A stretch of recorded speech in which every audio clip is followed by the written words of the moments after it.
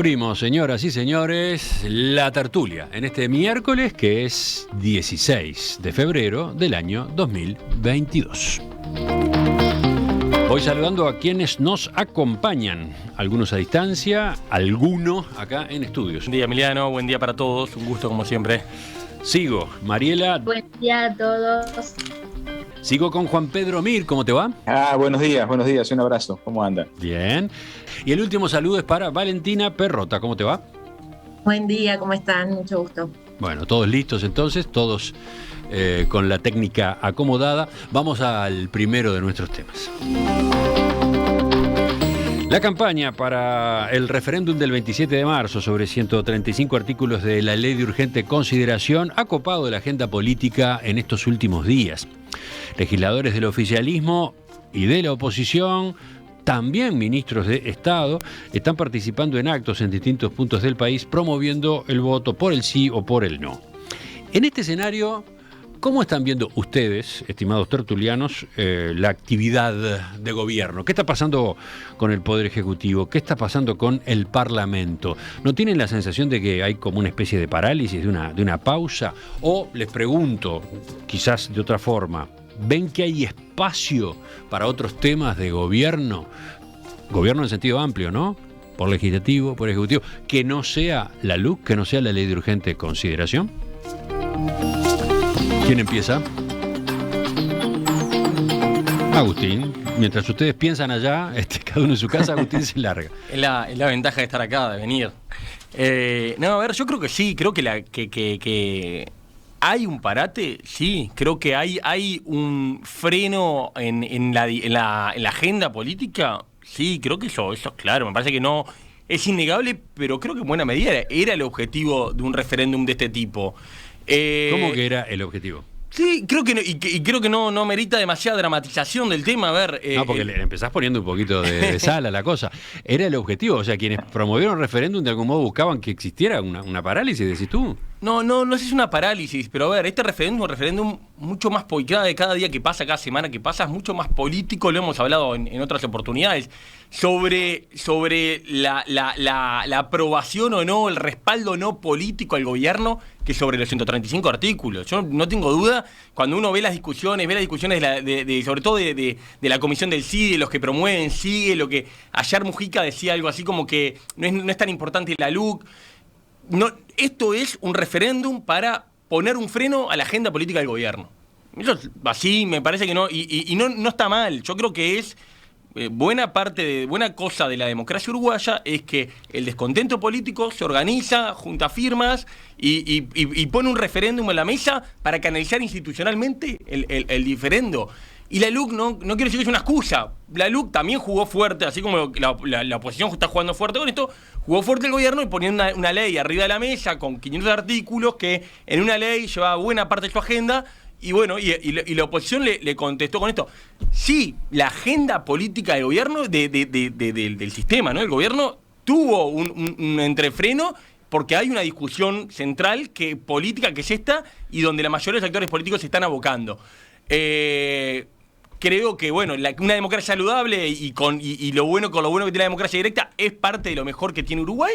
Y bueno, creo que parte del objetivo del referéndum era frenar la agenda política y obviamente, y si gana, lo va a frenar, va a ser un componente mucho más de peso para frenar la agenda del gobierno. Y bueno, no me parece que un mes y pico, no me parece dramático. Y bueno, de luego el 27 probablemente van a volver a la mesa muchas de las otras discusiones que hoy parece difíciles de abordar. Bueno, Agustín pateó el tablero en el arranque, a ver qué dicen los demás.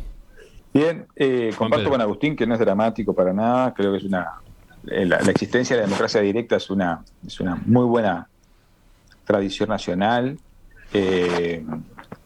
Me da cierta dosis no es drama, pero sí es una preocupación que un país detenga sus procesos legislativos y sus ministerios y sus actividades nacionales centrales en momentos tan complejos por una actividad. Yo creo que se puede andar en bicicleta y comer chicle, se pueden hacer las dos cosas. O sea, creo que se puede gobernar, se puede generar agendas, porque entre otras cosas creo que los niveles de participación y de comprensión, y las últimas encuestas los dicen, los niveles de compromiso de la gente con los temas de la LUC no son los principales problemas que tiene la gente hoy por hoy.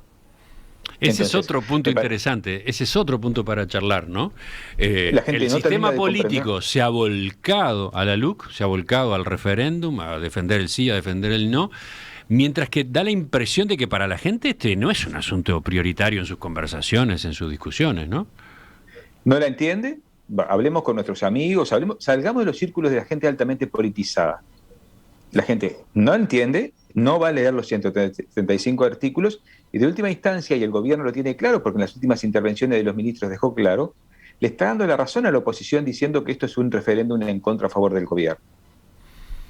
Y un último punto que quería plantear. También me parece interesante para quienes visualizamos el país discutiendo la tesis sanguinetista de las familias ideológicas, que el de origen es de Julio María Sanguinetti, que establece el país en dos familias ideológicas y que hoy las últimas declaraciones, tanto sea pero particularmente de los ministros, algunos ministros en el acto que se realizó hace poco, en la casa de una diputada o en el patio en un club de una diputada, siguen abonando esa perspectiva de que hay dos familias ideológicas.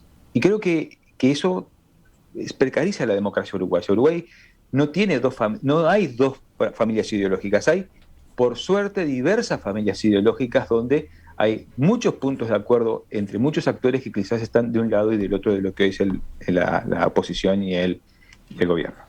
Seguimos. Mariela. A mí no me parece. Yo leí las declaraciones del senador Carrera, que hablaban más que de parálisis política, hablaba de parálisis parlamentaria, y la verdad me pareció una cosa tan sin fundamento, porque el receso parlamentario se levantó ayer, o sea que es normal que acabamos de terminar un lapso en que el Parlamento baja la intensidad de su trabajo porque así lo dispone la Constitución. Mira, es otro dato bueno que estás incorporando, porque a veces podemos perder esas referencias, ¿no? El Parlamento, claro, el Parlamento estuvo en receso, formalmente estuvo en receso hasta ayer, 15 de febrero. Siempre hay alguna actividad especial, pero de receso estuvo hasta ahora, ¿no? Es normal, o sea, no solamente Uruguay para en verano, sino que por la Constitución el Parlamento para desde el 15 de diciembre hasta el 15 de febrero. Tú estás aludiendo a declaraciones de Carrera la semana pasada en M24 cuando dijo: hay pedidos de informes sin respuesta, comisiones con trabajo poco fructífero, citaciones a ministros que se postergan y proyectos de ley relevantes para la sociedad pero que no se discuten. Voy a lo de los proyectos de ley. Él citó 3. Él dijo: los proyectos de tenencia compartida, el proyecto de los presos de Domingo Arena, de las penas alternativas para ellos, y un proyecto del Frente Amplio que tiene que ver con el trabajo del Tribunal de Cuentas. O sea, que él mismo está diciendo que el Frente Amplio no tiene más que ese proyecto, o sea, los otros 2 que él cita ni siquiera son proyectos de la coalición, uno es de Cabildo Abierto, los otros que pueden llegar a ser uno son de algunos sectores de la coalición, parte del Partido Nacional, parte de Cabildo Abierto. Por lo tanto, a mí me parece que yo no veo parálisis parlamentaria. Lo que decía Carrera es que como el gobierno no quiere un debate de temas que dividan a la sociedad, posterga definiciones importantes para después del 27 de marzo. Yo no lo veo así. Y en cuanto al gobierno en sí, al Poder Ejecutivo, bueno, ayer hubo una conferencia de prensa de la ministra de Economía, la semana pasada hubo decisiones importantes respecto a la pandemia, o sea, yo veo un gobierno trabajando. Que además figuras importantes del gobierno estén trabajando para defender la LUC, bueno, eso también es normal.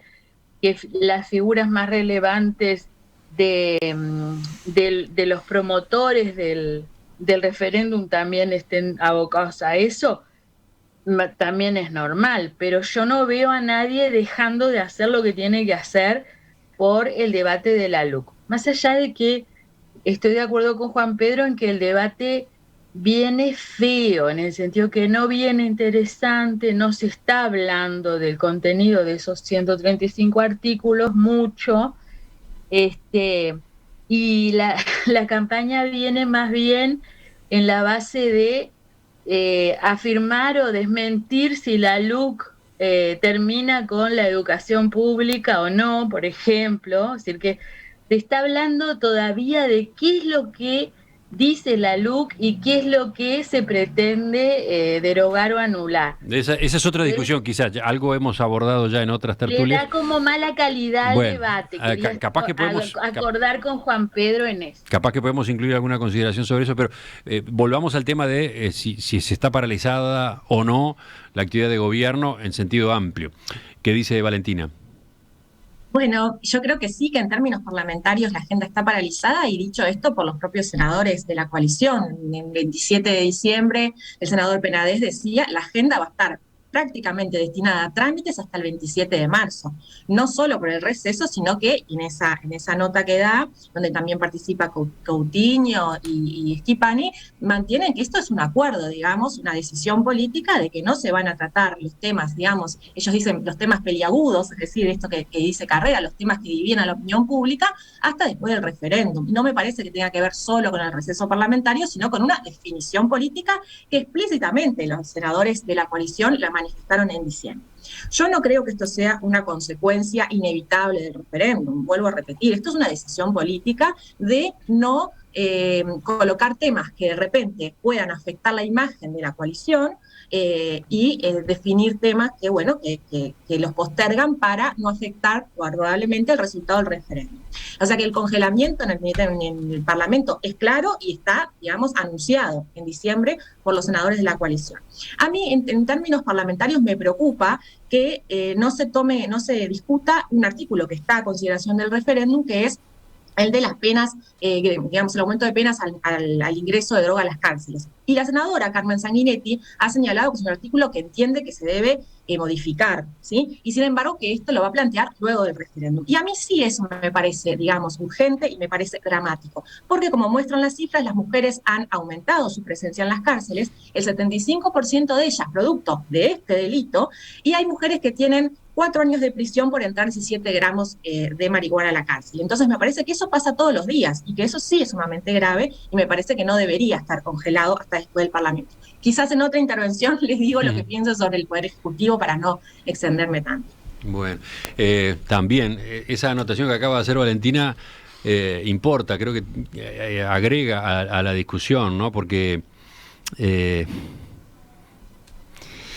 es como decirlo, un desafío que trae el mecanismo constitucional del referéndum, en la medida que establece, de hecho, plazos tan prolongados, ¿no? A mí, francamente, siempre me pareció que el instituto del referéndum, que está muy bien, obviamente la población tiene que tener el derecho de impugnar leyes, está diseñado de una forma tal que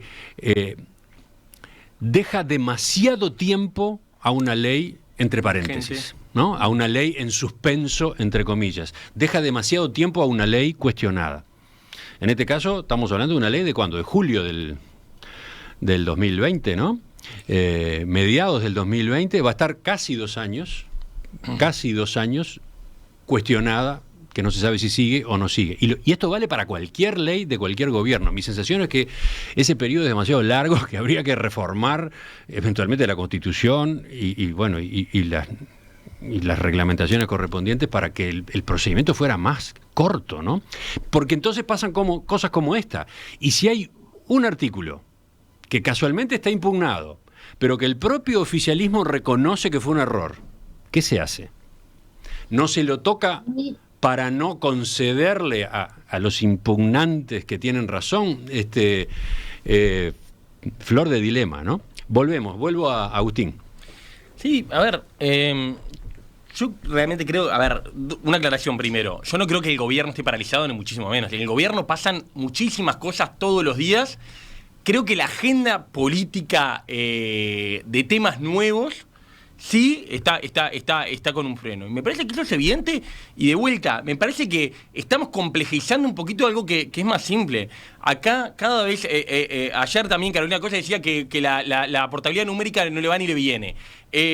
Hay otras leyes que directamente algunos las votaron. Me parece que cada vez más, ya sí, más claro que esto no es sobre los artículos, es más evidente, y a medida que nos acercamos, en algún momento algunos tuvimos, y Emiliano y Romén hicieron un esfuerzo, están haciendo un esfuerzo descomunal por generar debate de contenido, de los temas. Algunos tuvimos alguna expectativa de ir más a la discusión de los temas, pero esta discusión, y va a quedar un mes y poquito, es claro que es sobre el gobierno y sobre la agenda del gobierno, y si se quiere volver a respaldar la agenda del gobierno o poner un freno a la agenda del gobierno. Y obviamente, a un mes de que la oposición se moviliza, la oposición política y también las organizaciones sociales de oposición se movilizan y promueven un referéndum de este tipo, obviamente el objetivo del referéndum, el objetivo primario del referéndum, un poco más confeso a veces, muchas veces más confeso, a veces menos, es ponerle un freno a la agenda política. Eso es evidente. Y si el referéndum triunfa,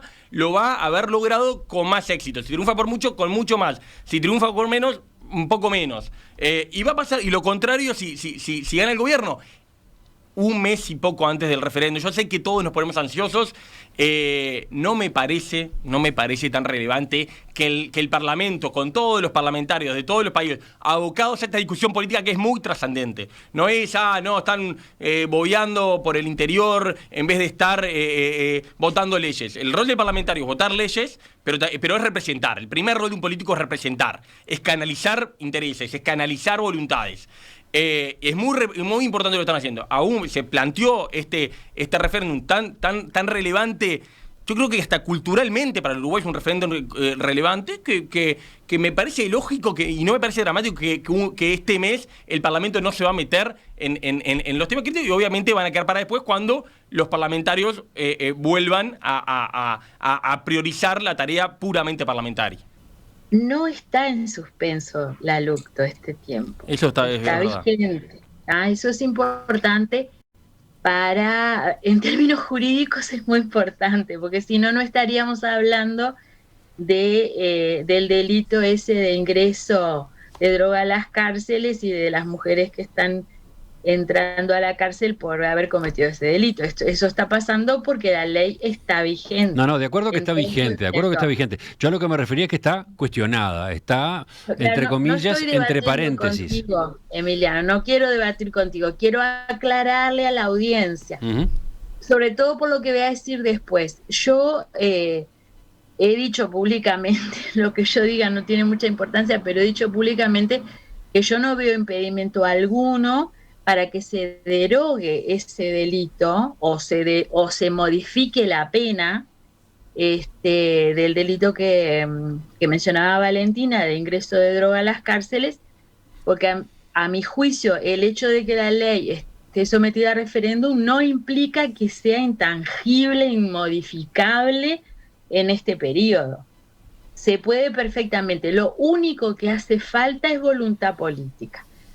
Y es interesante que el único parlamentario que ha hablado de derogar esa ley ha sido la senadora Sanguinetti, más allá de que a mi juicio se equivoca cuando dice hay que esperar que pase el referéndum, y así se lo dice Saba. Solo quería aportar eso, es decir, se pueden modificar cosas. De hecho, ya ha pasado que en un proceso de referéndum se modificaron cosas de algunas leyes. Pero bueno, el Parlamento puede perfectamente modificar eso, puede hacerlo ya, alcanza que haya un acuerdo de mayorías, nada más. Sí. ¿Ahora quién va?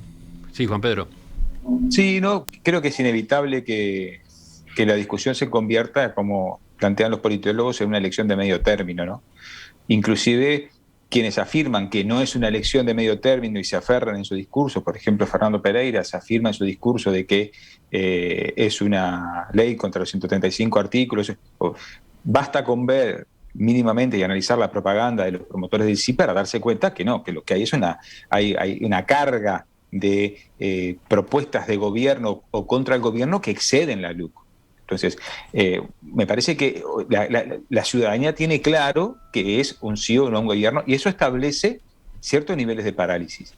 Y creo que eso es un problema en un país que tiene agendas y que tiene desafíos que le van dejando a un gobierno tan poco tiempo para llevar adelante cambios estructurales como pretende llevar. Entonces, me parece que ese es el punto. Si uno analiza, bueno, tenemos 2 años de pandemia, ahora tenemos el resultado ¿cuánto va a ser el tiempo que el gobierno va a llevar adelante los cambios que pretende llevar en el conjunto de los elementos?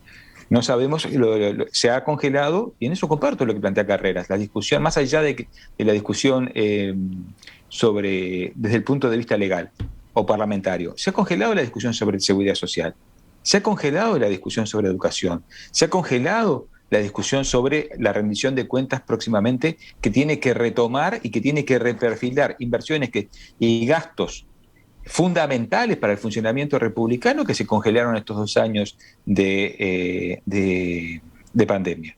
Entonces, eso está congelado, no está, y no va a ser automáticamente que el día después del referéndum se va a abonar. Entonces yo digo, podemos hacer las dos cosas, podemos discutir, y es una responsabilidad de los dirigentes políticos, y ya termino, seguir pensando y superar, y perdón que repita, la lógica de las familias ideológicas, porque hay amplios, más allá de visiones extremistas, hay amplio margen. ¿Quién hoy puede oponerse, por ejemplo, a que los niños tienen que tener acompañantes terapéuticos en las escuelas? Nadie se puede oponer. ¿Quién puede oponerse hoy por hoy a que tienen que incrementarse los juzgados especializados en género? Temas que tienen que ver especialmente con la rendición de cuentas. Nadie se puede oponer. Sin embargo, estos temas quedan lavados, licuados, en función de una discusión, de un referéndum que fue efecto de una movida política o de una acción política al comienzo de la gestión del gobierno. Valentina. Bueno, yo creo, comparto mucho lo que dice Juan Pedro, no que nadie se pueda oponer a tener presupuesto destinado a cuestiones de violencia de género, porque el Cabildo Abierto ha declarado a algunas de sus diputadas abiertamente que no creen en la violencia basada en género, que la violencia no tiene género, me refiero a Inés Moncillo, así que no sé si está tan consensuada esa posición.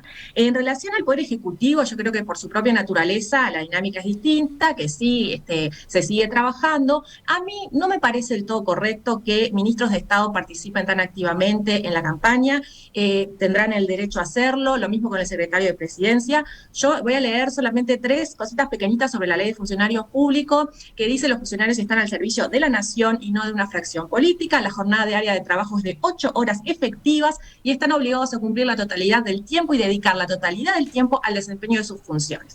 A mí me parece que los funcionarios públicos tienen que dar el ejemplo, que tienen que, además de ser, tienen que parecer, y me parece que no es un buen ejemplo que un lunes haya 4 ministros en un evento, no sé a qué hora se realizó el evento, y tampoco me parece bien que estén en Colonia hace 2 días el secretario de Presidencia, el ministro de Educación. No me parece correcto, porque entonces justamente coincidió que en Colonia había una actividad del MEC y que justamente también había una actividad de Presidencia, o se define un día para viajar, no sé con qué presupuesto, si estos son los gastos de transporte, los gastos de viáticos y estadía. A mí eso me genera un ruido. Tendrán el derecho a hacerlo legalmente, pero éticamente yo no lo comparto. Entonces, nada, eso, señalar que quizás, ¿qué podemos esperar de otros funcionarios públicos cuando el ministro está de gira defendiendo la luz? No sé, entiendo que ahí hay mayor protagonismo de los ministros del Partido Nacional, pero que bueno, que yo quiero dejar eso también planteado como un llamado de atención. Los demás, sobre este punto que menciona ahora Valentina, ¿qué dicen? No, yo discrepo con Valentina en esto. Claro, totalmente. O sea, me parece normal que el gobierno salga a defender la ley que él propuso, que además lo ha dicho una y otra vez el gobierno, incluidos los socios, que ahí se contiene todo el acuerdo, el compromiso por el país. Entonces, me parece perfecto, me parece bien. Y además nada le impide ni a un ministro ni a un funcionario público que fuera de su horario establecido, en el caso de los legisladores eso tiene un régimen especialísimo, vayan y hagan campaña y salgan en una marcha y hagan lo que tengan que hacer. O sea, eso es un derecho que todo ciudadano tiene, los funcionarios públicos también, y los legisladores y ministros, por supuesto, también. Me parece perfecto.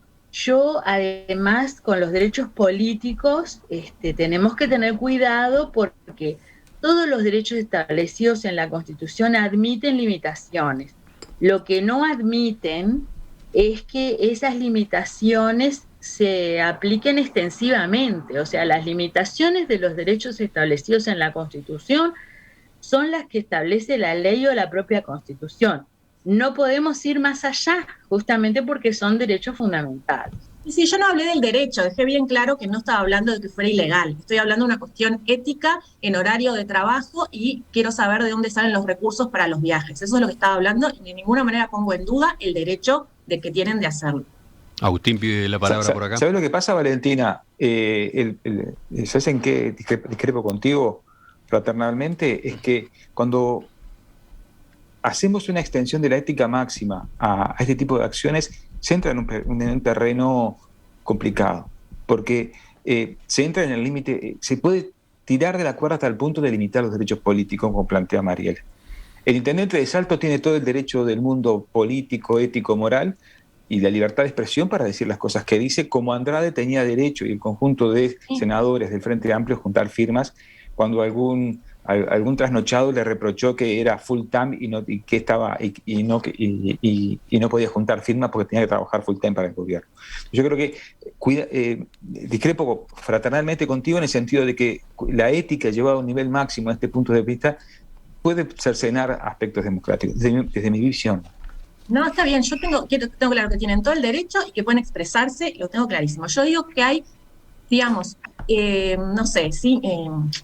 señales que no me parecen correctas. En horario laboral, un lunes, que haya 4 ministros, no me parece correcto. Me encantó eso de la discrepancia fraternal, ¿eh? Como siempre. Sí, claro. Sí, no, yo creo que lo que para mí se trasluce de la mirada de Valentina que me llama la atención es esa lógica como muy productivista de los políticos, ¿no? Y que esto es lo mismo cuando le reclaman a Andrade, porque sos senador, que hace juntando firmas. El trabajo, hay alguna mirada tecnocrática a veces sobre los políticos que dice, pero tu trabajo es estar en el ministerio sacando expedientes, tu trabajo es estar redactando políticas, y no eso lo es el trabajo de los políticos. Sé que Valentina no lo cree que sea solo ese, lo tengo clarísimo, no estoy diciendo que Valentina lo diga. El trabajo de los políticos, de los ministros y de los intendentes, porque esto mismo que dice Valentina le cabe a Carolina Cose, le cabe a Andrés Lima, Yamandu Orsi no lo he visto tan presente, pero capaz que me lo perdí. Le cabe lo mismo, que se fueron al interior, Carolina Cose estaba en el interior haciendo campaña. Es parte del trabajo de los jerarcas hacer también política y conectar. Y en ese sentido me parece que no hay que ponernos tan duros y menos moralizar tanto sobre las horas de trabajo. Me parece que no es por ahí el camino. Se nos termina el tiempo. ¿Te quedó algo, Valentina? ¿A los demás? No, yo creo que yo viví la campaña por la Intendencia trabajando en el Ministerio de Desarrollo Social y yo realmente creo que estas cuestiones no se dan las mejores señales al resto del funcionariado cuando se tranca y se paralizan las actividades o uno ve que salen y entran y van y vienen por cuestiones de campaña. A mí no me parece correcto. Es una opinión. Yo fui funcionaria pública, concursé, estudié todo el estatuto de funcionario público y entiendo que hay que priorizar las obligaciones que se tienen con el cargo. Antes de cerrar, algunas precisiones. Por ejemplo, acá nos recuerda un oyente, celular terminado en 038, que este acto por el no, en el que participaron 4 ministros a comienzo de la semana, fue a las 20 horas. 20 horas fuera del horario de trabajo. Después, a propósito del receso parlamentario, Mariela, desde la audiencia Leo nos corrige y dice que el receso finaliza el 1 de marzo, que solamente en el año en que se instala un nuevo parlamento, la fecha de quiebre es el 15 de febrero, la fecha de instalación de la nueva legislatura es el 15 de febrero. Y efectivamente, si vamos a la Constitución, que el oyente nos manda y reviso, artículo 104, la Asamblea General empezará sus sesiones el 1 de marzo de cada año, sesionando hasta el 15 de diciembre o solo hasta el 15 de septiembre en el caso de que haya elecciones, debiendo entonces la nueva Asamblea empezar sus sesiones el 15 de febrero siguiente. Eso es lo que dice la Constitución de la República, ¿no? Así que todavía hay unos días más de receso parlamentario, que por supuesto entonces permite mayor libertad a los legisladores para estos otros movimientos.